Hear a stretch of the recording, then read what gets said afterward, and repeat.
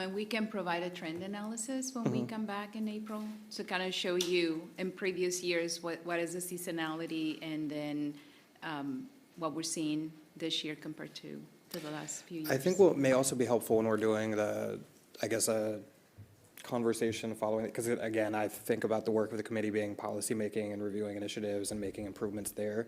What are all the initiatives that aim to prevent incidents in the summertime caused by heat and then during the holidays, so that we can maybe, I don't know, it would be good to have a check in there. Yeah, similarly to basically what the vein of Councilman Castillo was saying, is like, where are we investing in as a result of the data, right? And so I was thinking about when you're talking about that, there was that big brush grass fire on the south side last year in 2025, which is why I think that number, I mean, just my estimate, but that number went up 400 calls for that situation, or for that type. And so it would be good for us to do maybe more community engagement and education communication around when we are having droughts and potential increase in brush fire. So I see where you're going there and why it matters. Excited about the fire department needs assessment. Can't wait for that to come to council. Thank you. Awesome. All right, we will move on to item number 3, which is an update on our year 3 violent crime reduction plan. Councilmember White, don't fall out of your seat. Members of the Public Safety Committee, Dr. Smith, UTSA professor, has been our partner in the implementation of this crime reduction plan. This is our 3rd year report, and the outcomes of the plan are satisfactory. So Dr. Smith will go over that, and then Maria Vargas will talk about phase 3 of the crime plan, as that's the phase that we have not started, but we're in the planning phases. Dr. Smith. Thank you, Maria, and good afternoon to all of you. Thanks for having us and giving us the opportunity to update you on the work that, thank you, SAPD and others have been doing in the last year. This is the 3rd annual evaluation that we've done of the San Antonio Violent Crime Reduction Plan. And so, well, let's jump into it.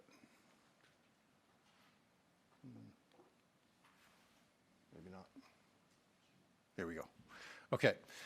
Just by way of refresher, the overall plan has 3 primary strategies: a hotspots policing strategy that's been underway for 3 years, since it was the first strategy that was implemented, and has been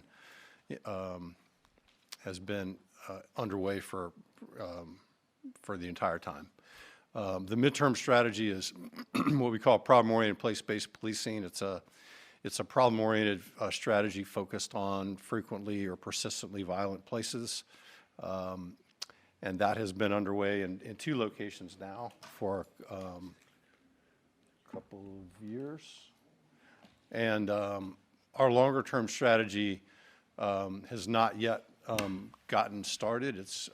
But I believe we have an update from the city about that later today. But focused deterrence is the long-term strategy, and it's an offender-focused strategy designed to help break the cycle of violence among repeat and persistently violent individuals, and provide them an off-ramp and hopefully a different way to live their lives. So those are the 3 strategies. The report focuses primarily on the impacts of 1 and 2, because those are the ones that have been underway in 2025.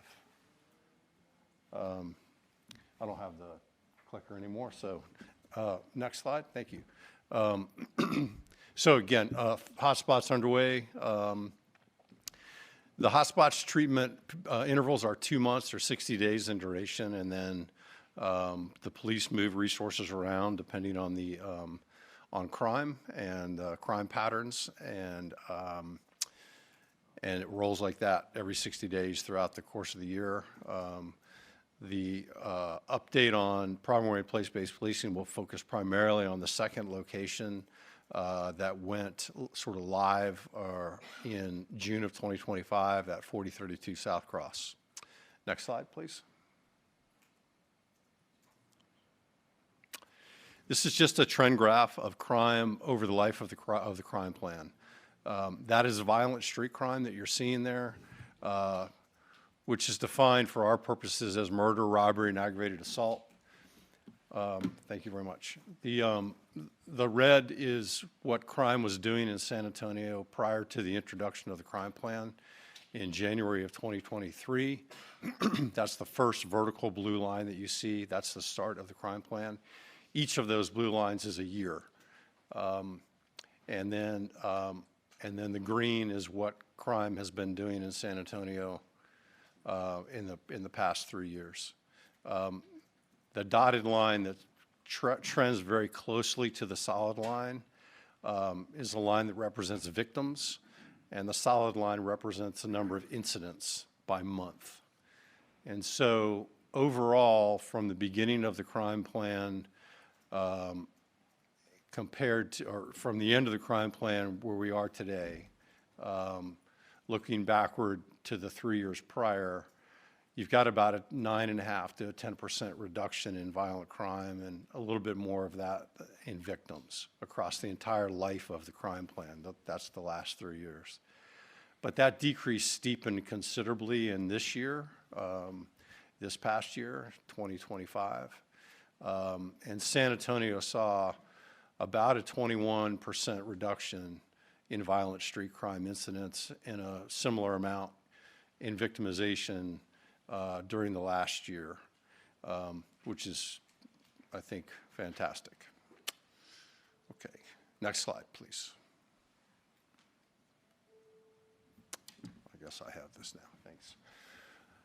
This gives you a breakdown on change in crime in year 3, January of 25 to the end of the year to December 25 by crime type.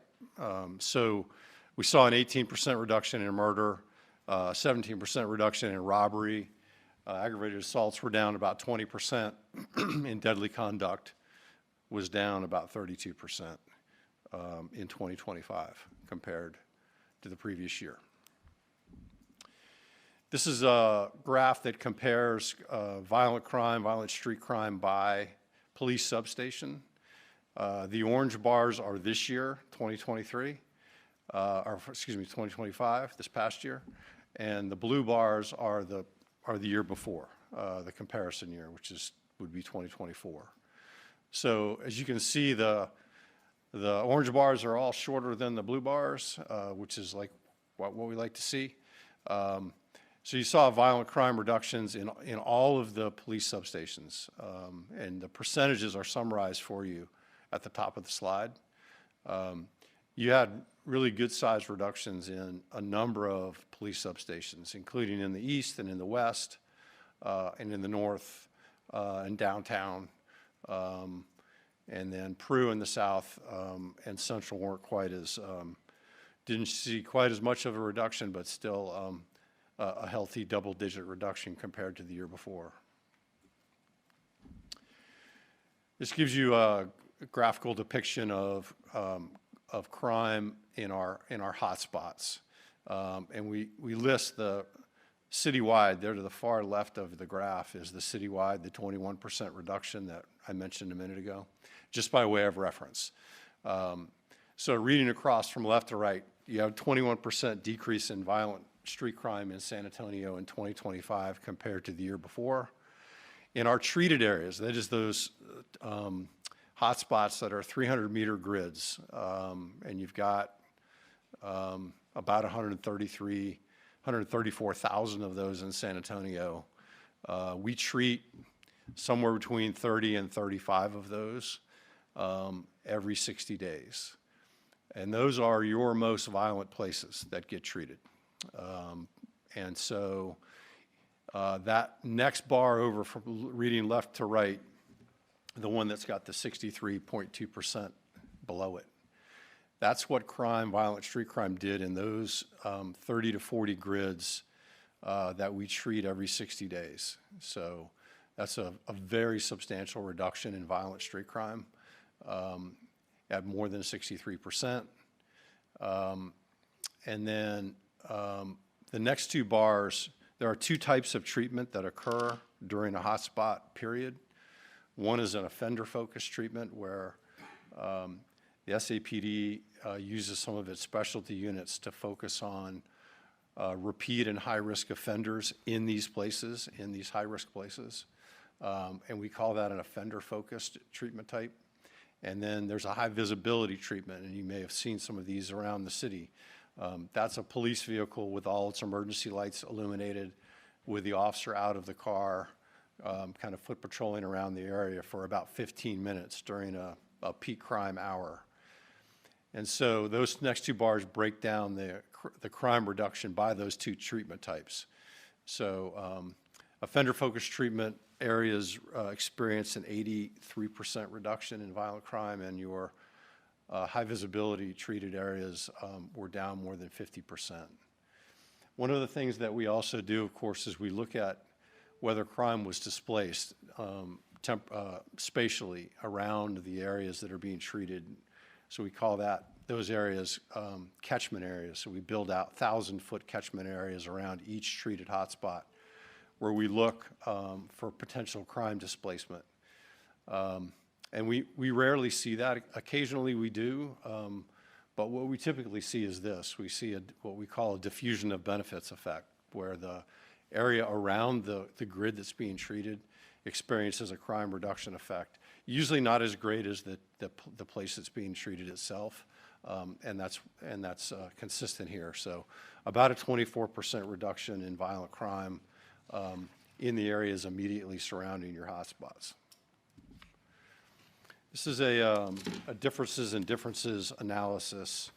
It's an econometric analysis that compares crime in areas, the hotspots that were treated, to areas that were not treated. And so it helps us isolate the hotspot treatment effect relative to a group of control places that weren't treated. And the percent reduction using this particular technique was about 44%. So the treated hotspots, crime in treated hotspots was down nearly 50% compared to places that were not treated. One of the things we also do is we look to see how long the treatment effect lasts once the police move to the next set of grids. Knowing that some of the grids roll over period to period, oftentimes they don't, but sometimes they do. But we like to look to see what happens in these places once treatment is removed. And what you see here is what we typically see, which is that the treatment effect persists. It's kind of a free benefit if you think about it that way, because there are no police resources being devoted during the months after treatment. And yet, and usually in the first month anyway, you still continue to see a crime reduction effect. And before crime begins to rise again and returns to just kind of average levels. So you get about a month of free treatment, I guess is one way of looking at it. And so crime was down 30% in the first month after hotspot treatments were moved to the next place. Dr. Smith, sorry to interrupt you, but I was just informed that we have 2 hard cutoffs that's earlier than before. So if you want to, we have the data and we've skimmed through it, but if there are specific things that you want to highlight through the rest as we're going through it, that would be great. Sure. Okay, violent crime arrests are down 60% in your treated hotspots, as were weapons arrests, all things that we like to see. Violence-related calls for service are down citywide and particularly in treated hotspots. This tells you that the police were where we wanted them to be in the hotspots that were scheduled to be treated 92% of the time. And that's a very, very high fidelity rate. The second strategy that's underway is the problem-oriented place-based policing strategy. The results for 2025 focus on the second location, 4032 South Cross Boulevard, which when we started this in June was ranked first in the city in violent crime incidents and second in violence-related calls for service. Work started there in June of 2025. Many of the recommendations that the city working group put together have been implemented in that 6-month period from June essentially to December of 2025. And we track, in addition to tracking kind of what's been done, We also track outcomes of interest, like violent crime, victims, violence-related calls for service, and so forth. They're all down. Violent crime is down 50% on average per month.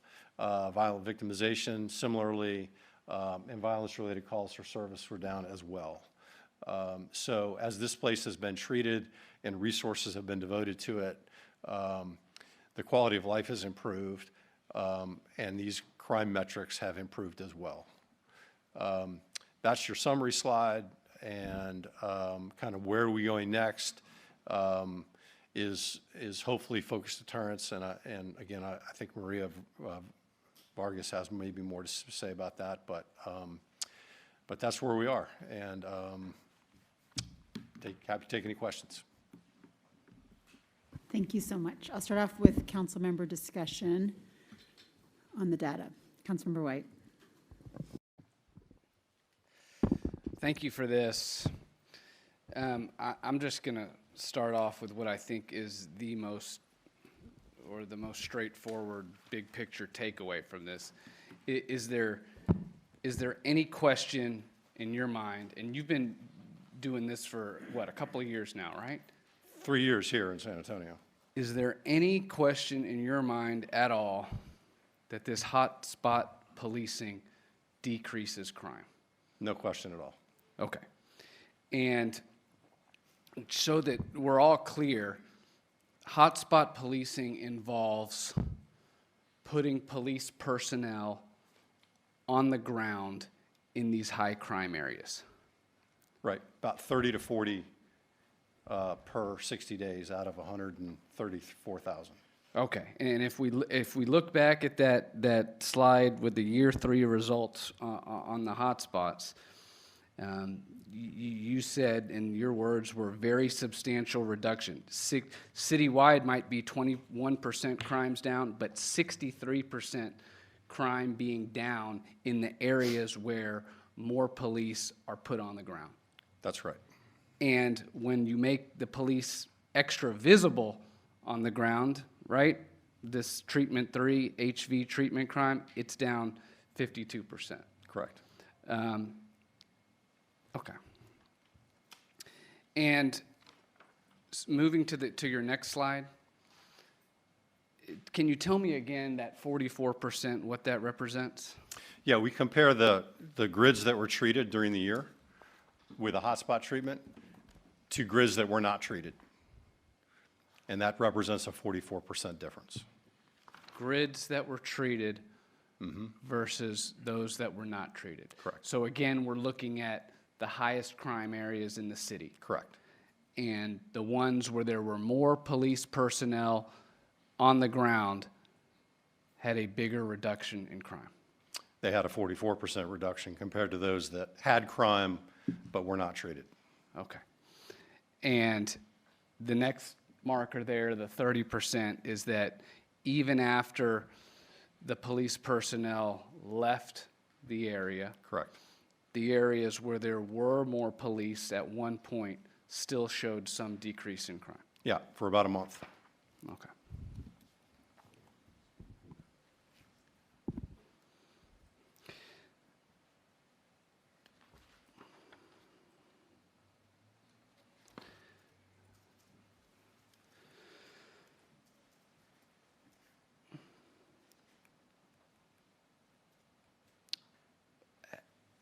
I guess I don't know if this is a question for you, but how do we determine which areas to select? Yeah, so the treated areas, the hotspot areas that get treated are selected based on crime trends in the previous 60 days. We look at it in two lenses, in the previous 60 days, and then we also go out and look at it in the previous year. But the focus is largely on what was crime doing in the previous 60 days. Because what we know is that the strongest predictor of where crime is going to be in the next 60 days is where it was occurring during this 60-day period. So that's the primary predictor of where police resources are redistributed every 60 days. It's based on where crime happened in the most recent 60 days. And so we simply map that crime down to those small grid areas across the entire city. We rank order them. Actually, Maria's team does this now. We rank order them from highest to lowest. And then the SAPD can treat, its resources allow it to treat somewhere around 30 to 35 of them, and that's where they go. And did you say that there were 134,000 high crime? No, there's 134,300 meter grid squares in the city of San Antonio. Got it. And we treat between 30 and 35 of them roughly every 60 days. Got it. Got it. Okay. Any reason at all to think that if additional high crime areas were treated, that we wouldn't see the same reduction in crime in those areas? There's no reason to think that. Let me put it to you this way. SCPD can treat 30 to 35 of these high crime grids every 60 days. Well, let me stop you there. What do you mean they can treat them? That's what their resources allow them to treat. Okay, and so Now- if they had more resources, more personnel, they'd be allowed, that they could treat more areas. Yeah, that's where I was going. So there are more, we could identify more than 30 to 35 typically, that probably could be treated with to effect. Now, at some point, crime is so low that putting officers there is unlikely to make a difference, but there are a band below that top 35 that probably could still make a treatment list if there were sufficient resources to treat them.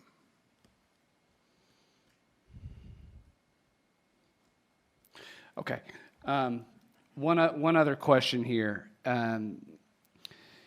You guys had independent evaluation of phases 1 and 2 of this plan. Yes. Who's going to evaluate phase 3, and will there be a formal evaluation framework set forth? We will do that. That treatment that strategy hasn't gone into effect yet, so there's nothing to report on. But we'll be the ones to do that. You'll be the one. All right. All right. Thanks, Chair. Manny, did you want to add anything? Okay, Councilman Castillo? Thank you, Chair, and thank you, Dr. Smith, for the presentation. I'm pleased to see that the reductions are similar to the trend that we've seen across the United States with the reduction in reduction in aggravated assaults that we're seeing across the nation. But I did want to highlight one key point and commend Captain Hightower. The West Substation has seen the highest reduction in crime, so just wanted to commend you and your team. Sergeant Ross is one of our favorites in District 5, so just really appreciate the work of you and your team out over in the West Substation. I did have a question in terms of the hotspots and the correlation with the dangerous assessment team, the DART team. Within these hotspots, has there been any coordination or overlapping with DART properties within the hotspots? So, if I may, Marianne, you can add more. So the hotspot policing, as Dr. Smith mentioned, is primarily in those areas where we have violent crime. A DART property may not have those same qualifications, so it may or may not be locations included. I'm not aware of any, Councilwoman, but we can do that analysis to see if there was any overlap. But they're two different programs. Yes. But we're happy to see if there's any trend between the two. Yes, I'd like to see if there is a correlation in terms of some of those properties, as well as with the Good Neighbor program, right? Are we seeing specific census tracts, zip codes, and/or blocks where there's also a correlation? And then I had a question on the offender focus. Can you walk me through what that looks like? That would be the SAPD. You're asking about focus deterrence? On the offender focus part of the presentation, can you walk me through what that looks like, how habitual offenders are identified, and what that work looks like in terms of the offender focus of this program? So I think there's a offender-focused portion of phase 1, which is we identify, and I think we're kind of commingling the focus deterrence aspect of phase 3. So the offender-focused portion of phase 1, we just identify those locations that have violent crime, and then rather than do high visibility treatments, we do what we call enforcement treatments, which is basically proactive policing efforts in there, rather than sit with our lights on for 15 minutes at set increments. We use street crimes and our covert unit to go in and focus on individuals that may be in the complex, most of the time it's an apartment complex, that are driving crime in that area. And so it's not that we know who is in that complex at the time, but we try to just do more randomized enforcement efforts and identify the people that are in those areas that may be driving crime and try to address them. And then in the trends of the offender focus component, is there a typical, like, I guess, what is the cause of stopping someone suspected of being a repeat offender? And so a lot of the offender focus part, for example, we may use SAFE. Let's say we have an apartment complex. SAFE may go in and through their relationship with the community in that area or the management, ask them, is there someone here that is being problematic? Is there an apartment that might be selling drugs? Where does the crime happen? Does it happen at the community pool or the mailboxes? And SAFE will go in and try to gather that information. It's not so much that we're identifying individuals, but potential sources of crime in those areas. And so, and then after, if the resident or the management says, apartment number 13, we think they're up to no good, then we use covert and other resources to try to put focused efforts on those. Thank you, I appreciate you. That was really helpful in coloring that picture for me. Lastly, in terms of the area focus where we move to the focused deterrence, I guess what does that phase look like? Have you already identified, are there vacant lots? Are there vacant structures? And what are next steps in that component? And Maria, maybe you want to go through the few slides that you have. Sorry, I skipped. I didn't. That was mine.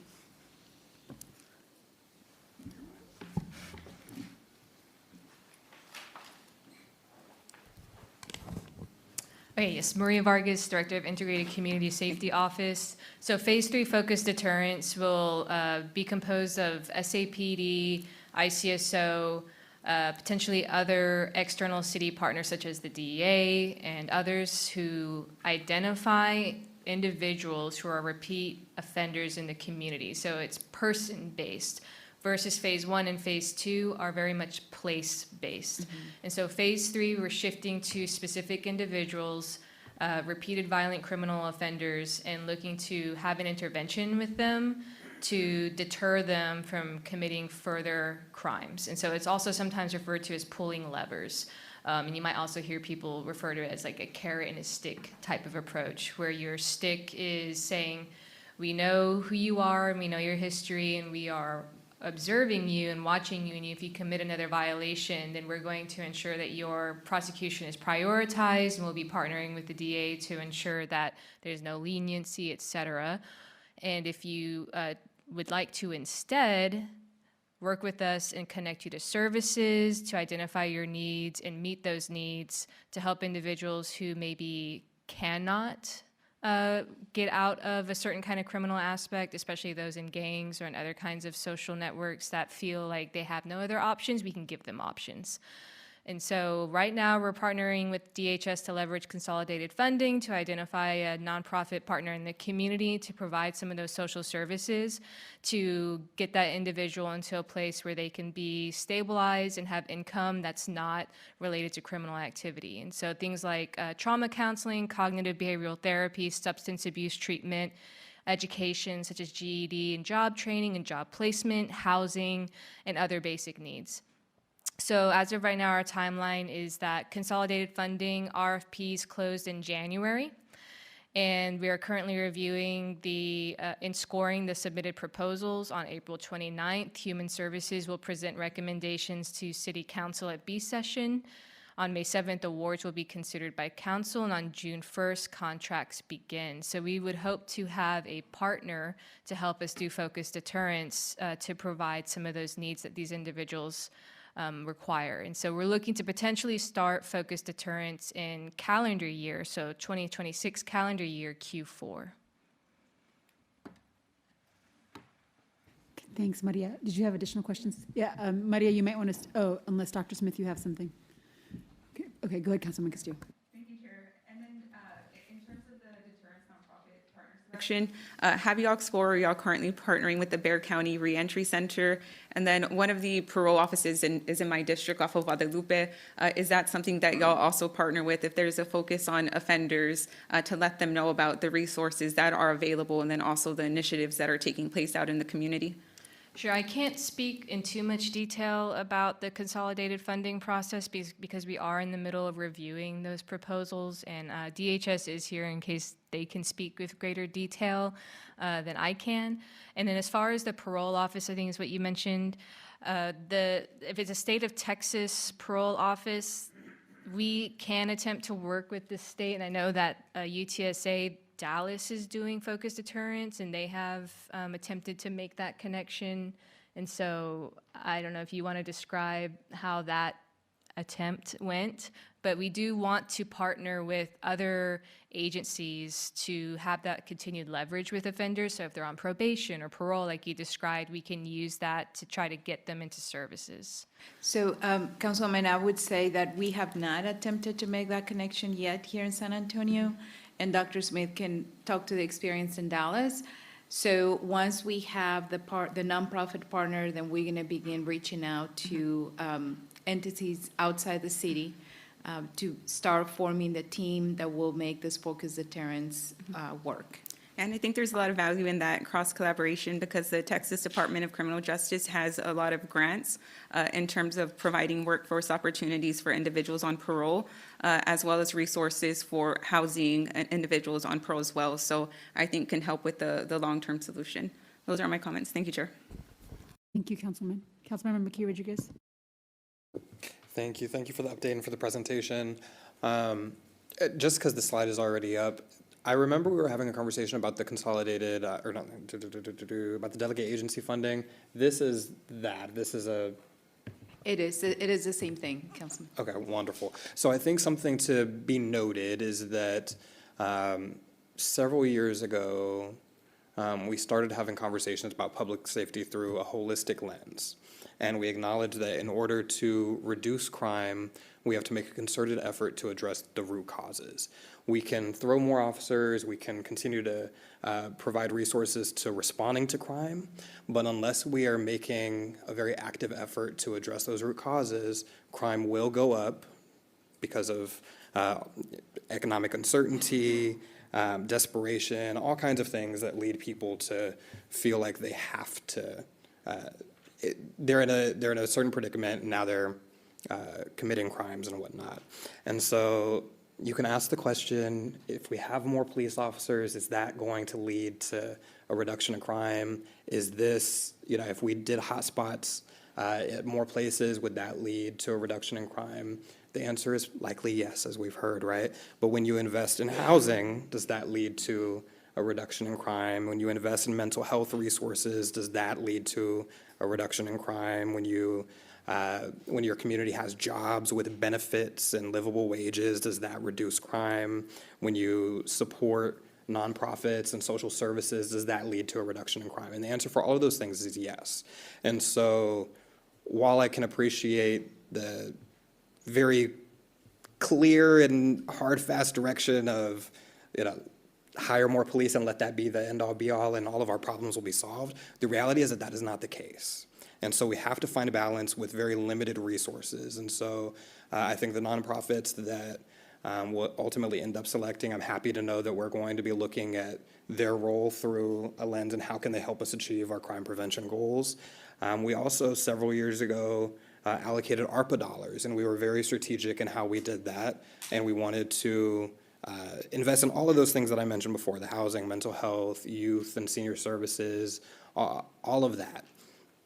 And we also wanted to increase access to food and to health care and all of those things. And so I think it's going to be important that with our very limited resources and as we navigate a budget deficit, that we're navigating it with a clear mind that it's not just one solution is not going to be the end-all, be-all. We have to find a balance between all of our investments. And so I say all that to get us to phase 2 and phase 3. Where are we at in terms of funding for phase 3? So right now, we have the funding for the nonprofit partner as part of the delegate agency funding process. One of the things that we are evaluating is the capacity within Maria's team to be able to dedicate one individual to be able to be that coordinator. And we are exploring if there's going to be any additional costs that we can bring to, for discussion as part of the budget process. We don't have that firm as of now. We think we can manage it with the current resources that we have, but if that was not the case, then we would make a request as part of the budget process. Gotcha, because I'm also wondering, with phase 2, I'm happy we're seeing the implementation of recommendations for those properties, including South Cross, right? It would be nice if we could do more than one property at a time, if we could do more than 1 or 2 properties at a time, and I know that that's also that's also an investment that requires a pretty big commitment. And so what does it look like to maybe do 3 or 4 in a quarter in a certain period of time, and to do that? I would like to speed up that process. So that would be, I guess I'm looking for how we can do that. What would that, if I were to ask that in question form, we now have done we've done 2 properties in phase 2. What does the cost look like generally at a property on average? And then can we figure out how we could do 3, 4, 5 in the next year or so? We can explore that, Councilman, and bring that back to the Public Safety Committee. Sounds good. Thank you. And thank you again. Thank you, Councilmember. Thank you for the presentation. I just have a couple of quick things. So overall, we saw a 7% decrease in violent crime from 24 to 25. Would you say that this was because the statistically significant data that you show is a 44% decrease in that specific area? Are you able to translate that to the percentage of overall violent crime that is decreased? So over the life of the crime plan, the last 3 years, violent crime is down about 9.5 or 10%. In the last year, it's down more. It's down 21%. Okay. We've seen a drop in each of the years. It's just that decrease has steepened in the last year of the crime plan. So the data that we were shown from 24 to 25 showed a 7% decrease in violent crime. So I'm not sure what that, but. So I'm not sure what data you're looking at or It's the what. crime statistics. If I may, perhaps to clarify, so the data that the Councilwoman is mentioning is our overall NIBR statistics that includes more than violent crime. Yeah. And the work that Dr. Smith has been helping us with is specific to a few of the crimes within the violent crime family. Which Violent are street those? crime. Which ones are those? So I Murder, see robbery, aggravated assault. assault, homicide, and then what's the other one? Got it. Yeah. Those Those are- still don't.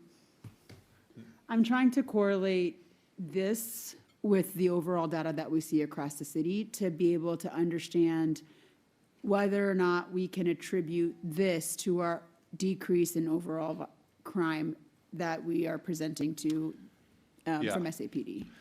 So the strategies that are part of this plan are designed to address violent street crime. That's the categories that you see reported on in our report. They're not designed to address property crime per se, or domestic violence, family violence. Those require different strategies.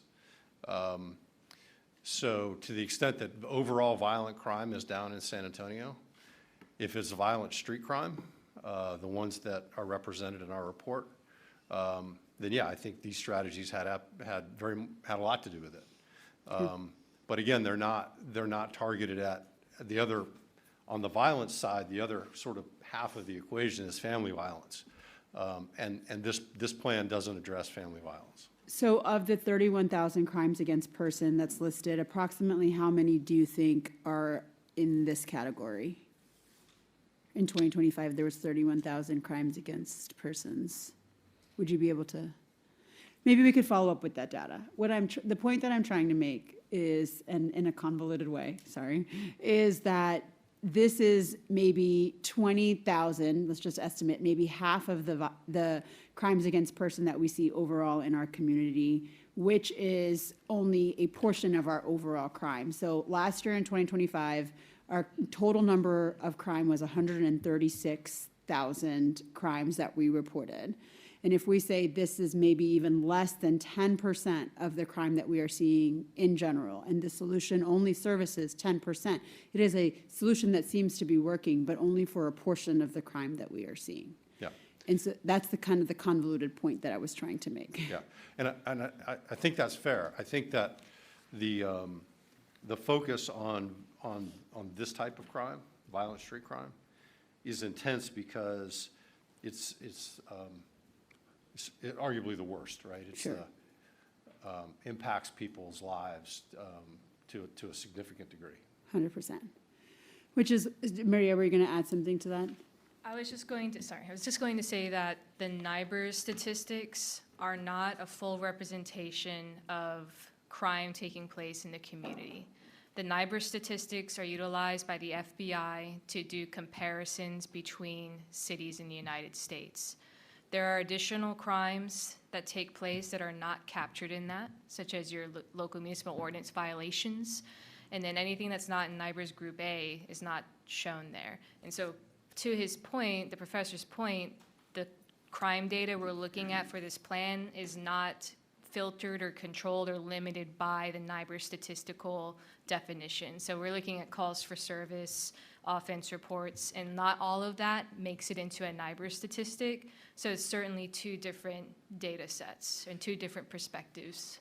Okay, that's helpful clarification for me because I always look at this as our kind of tracking tool. So it makes me think that when we do the NIBR statistic, we should also have like, this is what we're reporting and also this is what we're actually using for decision-making purposes at SAPD. So I think we should get presented with both so we can better accurately understand how much violent crime actually is down overall rather than just in the siloed part of the presentation.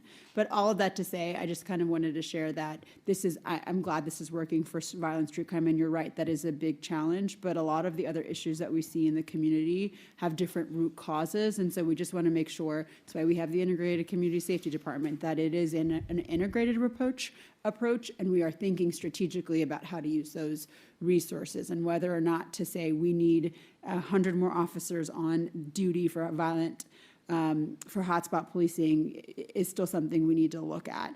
And the last question I'll ask before I hand it back over to you, because I know you want to say something, is if the one thing you mentioned is that a month after we still saw there was a decrease in crime, but it wasn't as much as it was. At one point, does it no longer have an effect? Like, at what point does it automatically go? In each of those individual hotspots that get treated, crime returns to its pre-treatment average after about 60 days. It's like if you have a mosquito infestation and you just kill a little bit about it and then it goes away for a while and the mosquitoes come back. Absolutely. Hotspots policing, the analogies that we use, it's like a fever reducer, it's like an ibuprofen. When the ibuprofen wears off, your headache comes back, Yeah. unless you treat what's causing your headache to begin with.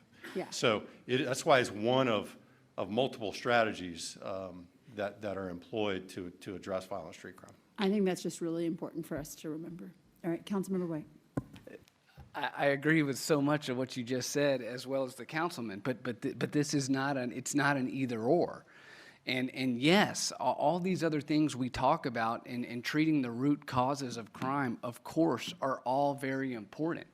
But you cannot deny the data in this report. And I said it last year, and I'll say it again.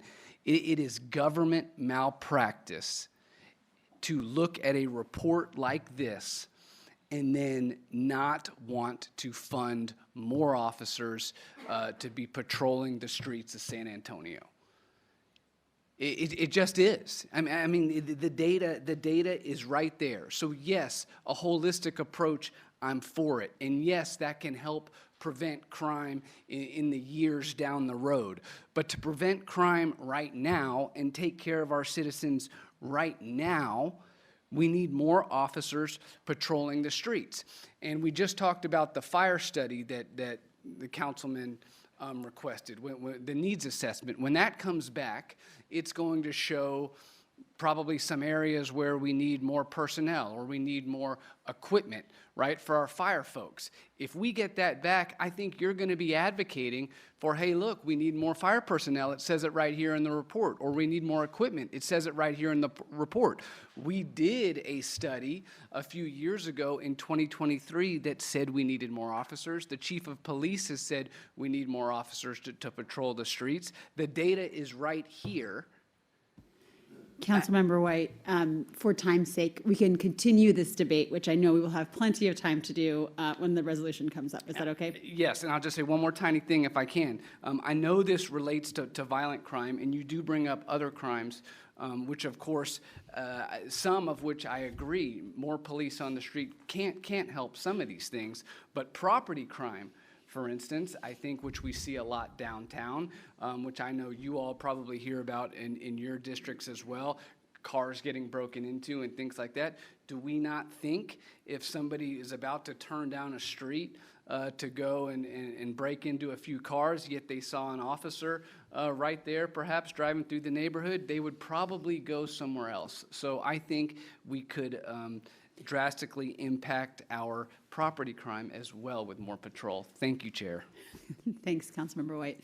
Go ahead, Councilmember Rodriguez. Just a real quick request, because I'm wondering if it's possible to get from our this is going to be big data. So I would like to know, based off of the ARPA allocations that we made, based off of bond investments that we made, and based off of our consolidated, our delegate agency funding over the past few years, where have investments been made the most? So if we know, especially for the nonprofits, what zip codes have they been serving and to what extent? And maybe we can look at that and compare it to a map of where crime is happening and where crime has decreased. And I'd like to know if any of those investments have played a role in reducing crime. That would be very interesting to me. And Dr. Smith, you did just say a little bit ago that the effects of the hot spotting will linger for about a month and then return by 60 days back to pre-hot spotting levels. Right. So unless you create a police state in which a police is on every corner at all times, you're not going to achieve permanent results by adding more police officers. You won't.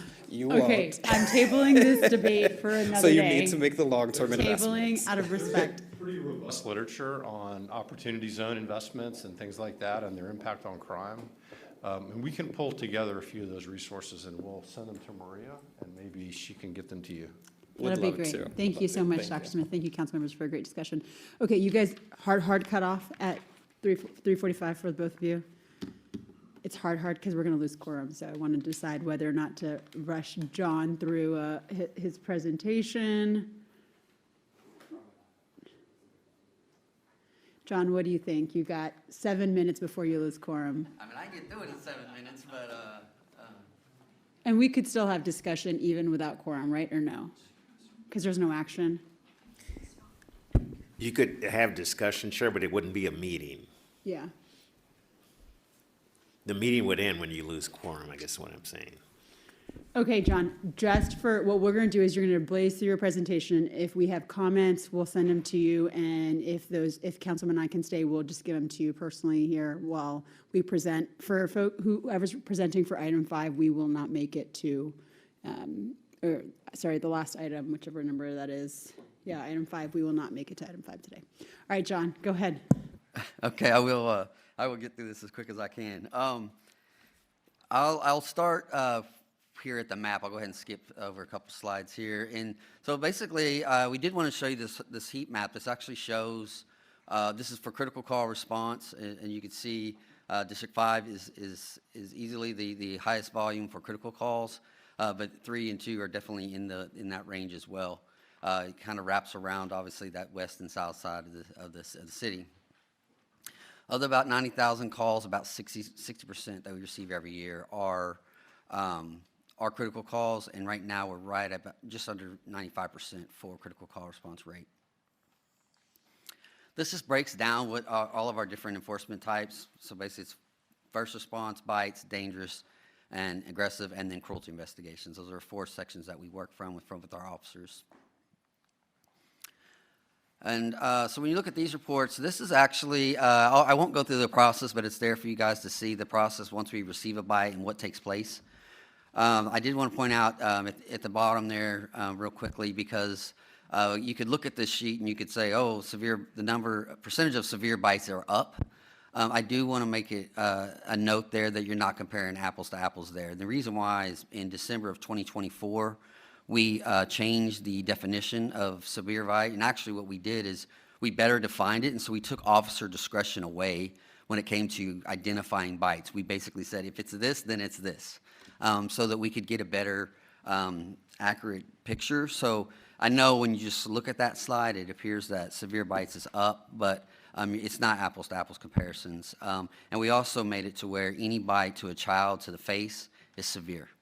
And so that's any moderate bite to a child to the face is now considered severe, which also increased that number. So that's the reason why you see that increase. I just want to make that clear so it doesn't, that one kind of sticks out a little bit. When you move on to our dangerous dog investigations, again, there's the process there for you all to review. Our dangerous dog compliance rate, our goal is 80%. Last year, we did achieve 82%. When I gave you the memo last month, we had dipped down to about 70. You could see it's already increased to about 74.8. We have filled the 2 vacancies in our dangerous dog dangerous dog team, as well as we cross-trained some other first response officers to help get that up. So we anticipate that dangerous dog compliance rate gets back up above that 80 where we've been historically. And then the dangerous dog cases worked. You can see we saw a significant increase from 24 to 25 whenever we increased the number of officers that were out in the field and obviously educating and talk to our community about it. We're right on that same pace again for FY26. Cruelty investigations, again, here's the process for our cruelty investigations. I just wanted to point out quickly, it looks like, well, not look like, it's definitely there. You're going to see this year, we're on pace to almost double the number of, actually probably will over double the number of cruelty cases filed. I wanted to point out that these are the cruelty cases that are, these are the higher level cruelty cases that we're seeing here. We do have the local municipal ordinances that we write on for the more minor offenses, but that's not including in these numbers. These are just the ones that go to district court. And so we've obviously, FY24 and 25, we stayed at about half capacity for our cruelty team during both those fiscal years. We've improved. We've got vacancies filled. And we also have dedicated a supervisor to that team now, which they didn't have prior. We just did that within the last year, which allowed us to put a little more focus on our cruelty cases, which is, again, has been part of our strategic plan to do that. And then here's the last ACS slide. This basically breaks down our staff. We have 245 total positions. About 69 of those are for our response. And so we have 69 total positions, and you can see the breakout there. The vacancies are there on the far right. So currently we have 4 vacancies, 1 with our first response, 2 with our bites, and then 1 cruelty. That 49 that says filled on first response, I did want to point out that 9 of those are trainees, so that means they are still with a training officer, still learning the job. And then I also wanted to point out that the next academy is scheduled for April the 7th, where we have an additional 7 first response cadets will be going through that, 2 dangerous dog officers and a cruelty investigator, and that will fill the vacancy in our cruelty position that you see there. So that academy is starting. We did provide you with some municipal courts citations. I was going to have them come up and actually go over their slides with you, but due to time, the data is there, and they are here and happy to answer questions. But these are this information came directly from the municipal courts. These last couple of slides that you see here with the citations, the number of filings you can see is just over 12,000, and then it has the breakout of the top 3 for both criminal and civil violations that you see down there at the bottom. Thanks, John. Judge, is there anything you wanted to come up and quickly share about on this? Sorry to rush you. Good afternoon.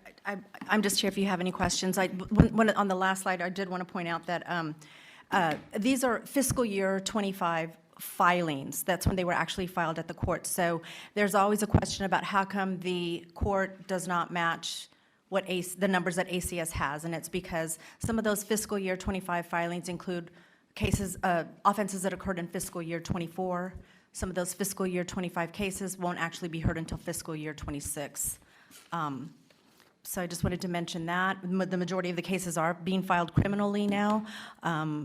Here is a breakdown. I did cover this at the Municipal Court Advisory Committee meeting a couple of weeks ago. We did break down the dismissals. I know that there was a concern that judges were dismissing cases. There is a process for that. We need a motion from the prosecutor, and so we've broken that down a little bit. So some of them are from deferred disposition, which is probation. Others are prosecutor recommends, so it's either compliance, part of a plea bargain, or maybe an officer, ACS officer is no longer with the department. We do have civil hearings at municipal court judges here. We have magistrates that are on duty 24/7, 365. In case an officer needs a seizure warrant signed, they can show up to the mag court, and there is somebody that is available to sign those warrants and also give a setting for a hearing. These are the monetary outcomes. By law, we are obligated to take into account somebody's ability to pay. We do have to give jail time credit. We have to offer community service hours, and in some instances, a waiver of fine and court costs. Within the last couple of years, on the more serious cases, such as the bite cases, ACS does work with the prosecutor's office to create a bite report for the judge to review at sentencing. So those cases usually have a much higher fine. Okay. Thank you so much, Judge. I know you'll have to run, right? You got to go. You got to go too. Okay. So we will adjourn the meeting. Councilman Castillo, if you want to stay, we can give our feedback. So at 3:46, public safety meeting's adjourned. It's okay. We'll go ahead, and Councilman Castillo, would you like to start with comments or questions? Yes, thank you, Chair. Thank you, John and Judge Obello, for the presentation. I think this is a really important agenda item for us to dive into. A life lost to a vicious dog is just as tragic as losing one to a violent criminal on the street. And I think that's why we need to continue to invest in animal care service. Pleased to hear that you all will have an additional cadets graduating to go out into the field and connect residents to resources in terms of seeing the increase of reported bites and aggressive animals. In addition to what you stated, I'd like to believe that the public education campaign that Animal Care Service has done out in the community has also resulted in empowering residents to make reports, complete the affidavit, and so on and so forth. I'm pleased to see that with the vacancies, particularly with the dangerous dogs, that those are fully filled. I did want to highlight in terms of the ACS personnel, it's not there, but I know with the events that you all do out in the community, I think there would be value in providing personnel slots to support with that community engagement that you are doing, because the heat map that you laid out, yes, my district's impacted the most, but this is a citywide issue, and I think investing in ACS and personnel will help us address this crisis that we're seeing out in our community. And I appreciate Judge Oblelo walking us through some of the citation pieces